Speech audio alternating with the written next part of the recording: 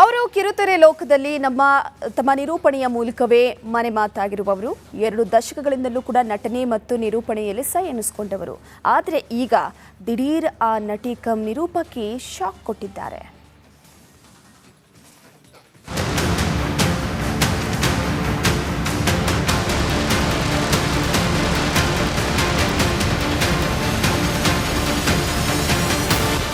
ಅಕ್ಕ, ಚೀಸೌ, ಸಾವಿತ್ರಿ ಅಂತಹ ಧಾರಾವಾಹಿಗಳಲ್ಲಿ ನಟಿಸಿ ಹಳ್ಳಿ ದುನಿಯಾ, ನನ್ನಮ್ಮ ಸೂಪರ್ ಸ್ಟಾರ್, ಮಜಾ ಭಾರತ ರಿಯಾಲಿಟಿ ಶೋಗಳಲ್ಲಿ ನಿರೂಪಣೆ ಮಾಡಿ ರಾಜರಾಣಿ, ಕ್ವಾಟ್ಲೆ ಕಿಚನ್, ಕನ್ನಡ ಕೋಗಿಲೆ ರಿಯಾಲಿಟಿ ಶೋಗಳಲ್ಲಿ ಸಖತ್ತಾಗಿ ಆಂಕರಿಂಗ್ ಮಾಡಿ ಬಿಗ್ ಬಾಸ್ ಮನೆಗೂ ಹೋಗಿ ಸೈ ಎನಿಸಿಕೊಂಡಿರುವಂತ ಪಕ್ಕಾ ನಾಟಿ ಹುಡುಗಿ.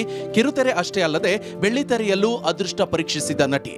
ಆ ಕರಾಳ ರಾತ್ರಿ, ತ್ರಯಂಬಕ, ಬೆಂಕಿಯಲ್ಲಿ ಅರಳಿದ ಹೂವು ಸಿನಿಮಾಗಳಲ್ಲಿ ನಟಿಸಿ ಅಭಿನಯದಲ್ಲಿ ಚಾಪು ಮೂಡಿಸಿದ ಬೆಡಗಿ ಬೇರ್ಯಾರೂ ಅಲ್ಲ, ಸಿಂಪಲ್ ಬ್ಯೂಟಿ ಅನುಪಮ ಗೌಡ.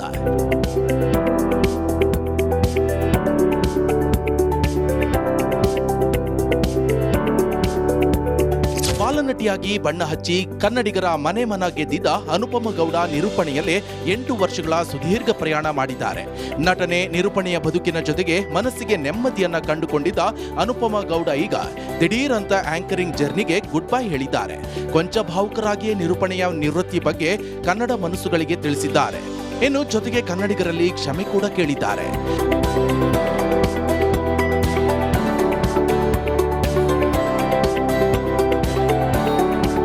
ಅನುಪಮ ಕಣ್ಣಲ್ಲಿ ನೋವು ತುಂಬಿಕೊಂಡಿದೆ, ಮಾತಿನಲ್ಲಿ ಬೇಸರ ಕಾಣಿಸ್ತಾ ಇದೆ. ದಿಢೀರ್ ಅಂತ ನಿರೂಪಣೆಗೆ ಗುಡ್ ಬೈ ಹೇಳಿದ್ದೇಕೆ ಅಂತಾನೂ ಅನುಪಮ ಗೌಡ ರಿವೀಲ್ ಮಾಡಿದ್ದಾರೆ. ಆದರೆ ತಮ್ಮ ಕೆಲಸವನ್ನ ಪೂರ್ಣಗೊಳಿಸಲು ಆಗದ ರೀತಿ ಕೆಲಸ ಮಾಡಿದ ಕಾಣದ ಕೈಗಳ ಬಗ್ಗೆ ಸುಳಿವು ಬಿಟ್ಕೊಟ್ಟಿಲ್ಲ.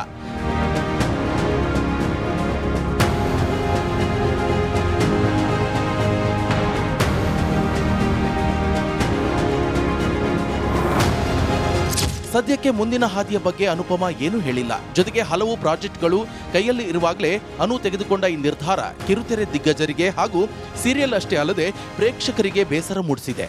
ಇನ್ನು ಈ ಗಟ್ಟಿ ನಿರ್ಧಾರಕ್ಕೆ ಅನು ಕಾರಣ ಹೇಳಿಲ್ಲ. ಆದರೆ ಮುಂದಿನ ದಿನಗಳಲ್ಲಿ ಕಟು ಸತ್ಯವನ್ನ ಅನುಪಮ ರಿವೀಲ್ ಮಾಡ್ತಾರಾ ಅನ್ನೋದೇ ಪ್ರಶ್ನೆ.